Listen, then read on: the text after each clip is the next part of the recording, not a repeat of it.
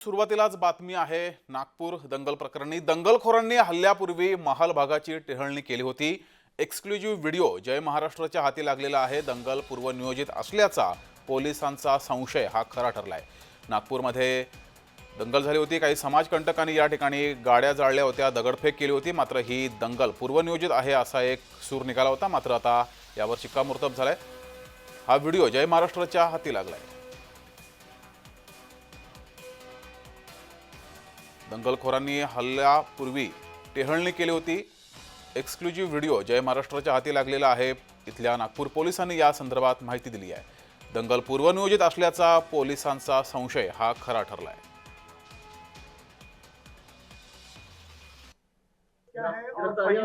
अभी तक 80 लोगों के ऊपर हम उनको कस्टडी में है और 11 उनके अलावा 11 लोग माइनर।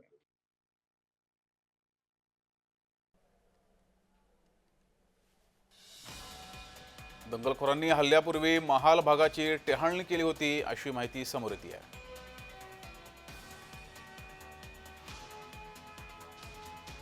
नागपूर हिंसाचार प्रकरणी एक मोठी बातमी समोर येते आहे। दंगल पूर्वनियोजित असल्याचा पोलिसांचा दावा खरा ठरलेला आहे। दंगलखोरांनी हल्ल्यापूर्वी महाल भागाची टेहळणी केली होती तसा व्हिडिओ हा समोर आला आहे। तर एक्सक्लुझिव्ह व्हिडिओ जय महाराष्ट्राच्या हाती लागलेला आहे।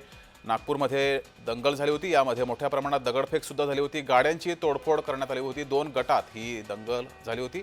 मात्र पोलिसांनी या प्रकरणी आता ही दंगल पूर्वनियोजित होती असं म्हटलं होतं आणि त्या प्रकरणाचा व्हिडिओ आता समोर आलेला आहे।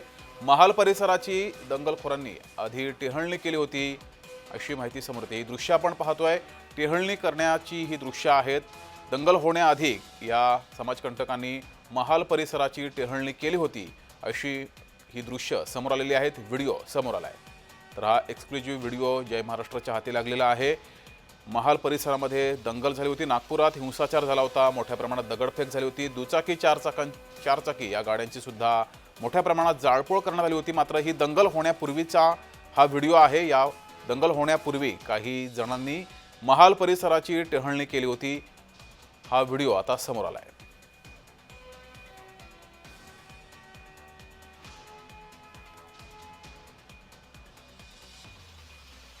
तर दंगल पूर्वनियोजित असल्याचा पोलिसांचा दावा खरा ठरलेला आहे। त्या प्रकरणाचा व्हिडिओ समोर आलेला आहे। काही जणांनी या परिसराची आधी टेहळणी केली होती आणि त्यानंतर दंगल झाली होती। यामध्ये मोठ्या प्रमाणात दगडफेक झाली होती। दुचाकी चारचाकींची सुद्धा जाळपोळ करण्यात आली होती। अधिक माहिती घेऊया। आपले प्रतिनिधी हितेश मेश्राम आपल्या सोबत जोडलेले आहेत। हितेश, एक व्हिडिओ समोर आलेला आहे। एक्सक्लुझिव्ह व्हिडिओ आहे। दंगल होण्यापूर्वी या भागाची टेहळणी केली होती। या व्हिडिओत दिसते अधिकची माहिती। नक्कीच जगदीश, बघितलं गेलं तर त्या दिवशी जे दंगल झालेला आहे त्याच्या दुपारच्या वेळेचा जो आहे हे सीसीटीव्ही फुटेज असल्याची माहिती येत आहे। मात्र या सीसीटीव्ही फुटेज मध्ये जितकेही लोक दिसत आहेत त्यातले सर्व समाजकंटक असतील असं नाही। मात्र हा जो भाग आहे हा पोलीस चौकशीचा भाग आहे। त्यानुसार जी चौकशी आता पोलिसांकडे जी आहे ती चालूच आहे। मात्र यापुढे या व्हिडिओच्या माध्यमातून या सीसीटीव्ही फुटेजच्या माध्यमातून पोलिसांना कितपत मदत मिळेल हे देखील बघणं तितकंच महत्वाचं आहे। आपण पहिल्या दिवसापासून सांगतो आहोत की हे जी दंगल होती ही पूर्वनियोजित होती असा संशय जो आहे हा आपण व्यक्त करत होतो। मात्र या सीसीटीव्ही फुटेजमुळे कुठेतरी असं पाहायला म्हणायला हरकत नाही की या सीसीटीव्ही फुटेज मुळे ही जी दंगल घडवण्यात आली आहे आणि ही पूर्वनियोजित दंगल होती असं म्हणायला आता तरी आपल्याला या सीसीटीव्ही फुटेजमुळे हरकत नाही बोलायला। जगदीश, हितेश, हा व्हिडिओ पोलिसांच्या हाती लागलेला आहे का आणि याचा पोलिसांना किती फायदा होणार आहे तपास करण्यासाठी?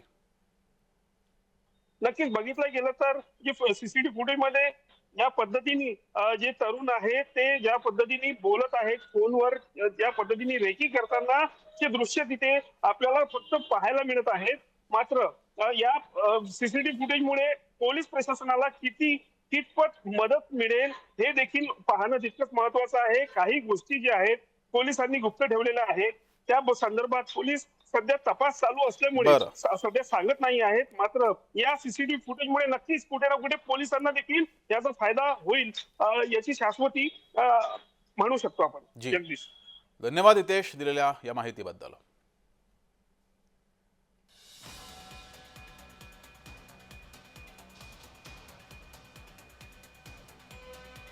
तर नागपूर हिंसाचार प्रकरणी हा व्हिडिओ समोर आलेला आहे। आधी या सर्व तरुणांनी टेहळणी केली होती, असा हा व्हिडिओ समोर आला आहे।